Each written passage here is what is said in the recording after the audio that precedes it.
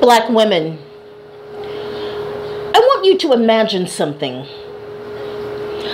Imagine that you spend your entire day doing whatever you want to do and fulfilling some of your responsibilities, like going to work, wearing whatever you want to wear, whether it's a dress or whether it's your hair up or down, makeup or no makeup.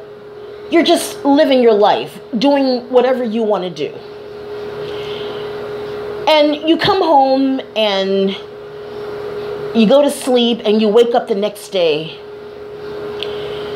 and the world has turned upside down. Suddenly there are laws in place. There's a new government in place that tells you as a woman, you cannot wear what you want to wear. You cannot work. You cannot go to school. You don't have the choice to pick your husband if you want to get married. You don't have the choice on whether or not you want to get married. Birth control is outlawed. Rape is now legalized. And if you are married, let's say, for example, you have a little girl, and some man decides he wants to make her his wife. And if you refuse, your daughter is kidnapped and beaten and raped and still forced into marriage, even if she's as young as 9 years old. I'm talking about a political social system called Sharia law.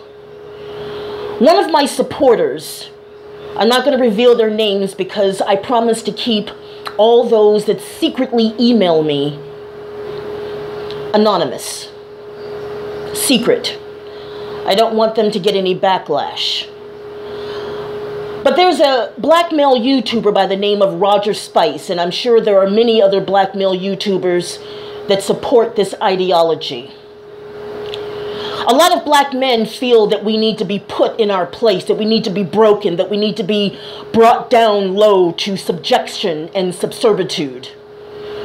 There's a big push among a certain demographic group, not just of black men, but pretty much of Western men who feel that women overall have gotten out of control.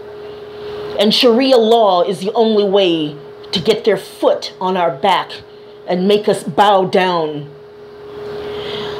I had a video sent to me by one of my supporters, and I'm going to put it under this video in the link. I have other links that will show you graphic material on what happens to women and young girls under a totalitarian society. Forgive me if I didn't pronounce it right. But under Sharia law, if you remember last year, I made a video about The Handmaid's Tale and how it could possibly become a reality in the United States of America. Lo and behold, I am finding out that it is slowly being suggested that that type of political social system finds its way within the walls of the United States of America. I want you to watch these videos that I have in links underneath this video that I'm going to upload, and I want you to read the articles. Black women, we have to be very careful. There's a midterm congressional election coming, and there is a presidential election coming in 2020. I don't like to tell people how to vote, but I do want you to understand that it's important that you understand whoever you vote for. Make sure that they have your best interest at heart, because if they don't, things could turn very bad. Black women, I want you to understand that Sharia law is the most extreme form of Islam.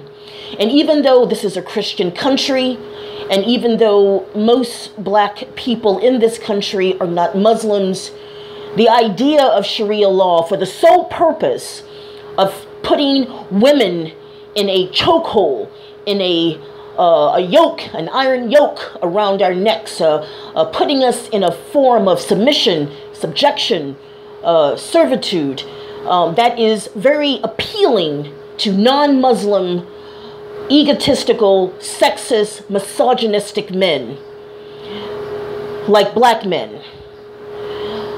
Black women, I want you to be aware that war is coming. I have told you this over and over and over. I have warned you, and I have told you over and over and over. You've been warned. I'm out.